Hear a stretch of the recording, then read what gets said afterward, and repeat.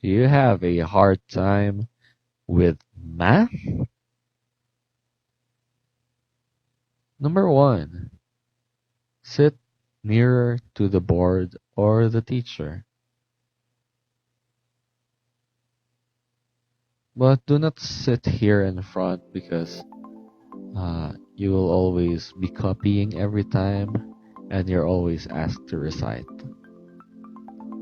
Try to avoid also sitting at the very back because that's where most of the fun guys are, and also those who don't listen to the lesson.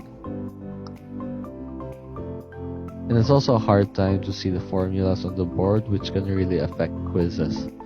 So try to sit nearer around the middle area where you can see the board and listen. When you have a friend, ask your friend to copy while you listen to the process. Hey friend, can you copy the formulas for me and I will explain to you later solutions?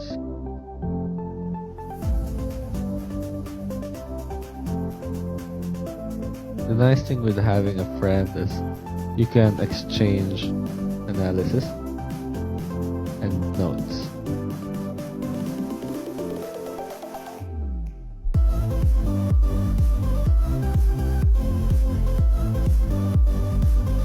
Number 3. Copy formulas. Don't necessarily copy everything in the process, just the main formulas and equations, and then listen to the process afterwards, so you don't have to spend much time copying. Oh yeah, also remember to look out for constants, because you might end up analyzing too much when the constants are just there to copy paste.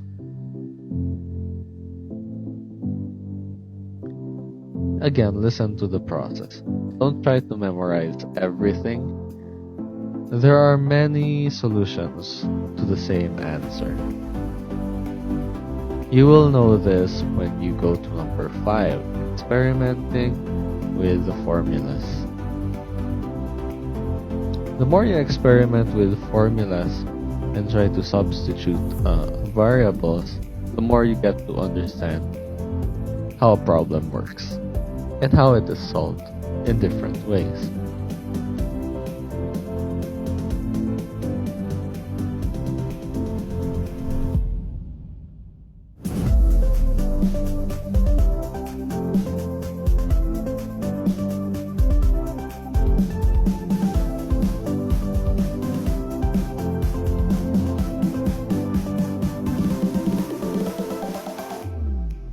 For looking for angle A, memorize SO katawa, where H stands for hypotenuse, O for opposite, and A for adjacent.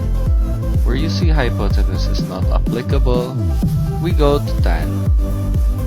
So the tangent is the opposite over adjacent, that's 3/5. In order to cancel out the tan, we have to use the inverse tan on your calculator. And whatever you do to the other side, you do as well to the kabilang bangir. And now you have the value of A in degrees. So the lesson here is not that you hate math. It's not that math is hard. Most of the time, it's because our math teachers don't really teach. They just write on the board. Whoever gets it, they move forward. They ask the class, naintindihan niyo na ba? The class just says yes. Even those who don't get it, just keep quiet. Our teachers need to learn the skill in explaining in the simplest way. Most of the time, they explain the history of formulas, but we don't really need them. We just want a simple explanation how to solve the problem, and we can go to the history later on. Now, like strength of materials, modulus of elasticity, our shear and moment diagrams, it really helps a lot when you go to the site because you could see the sections of this deformed bars when we concrete our steel and our columns.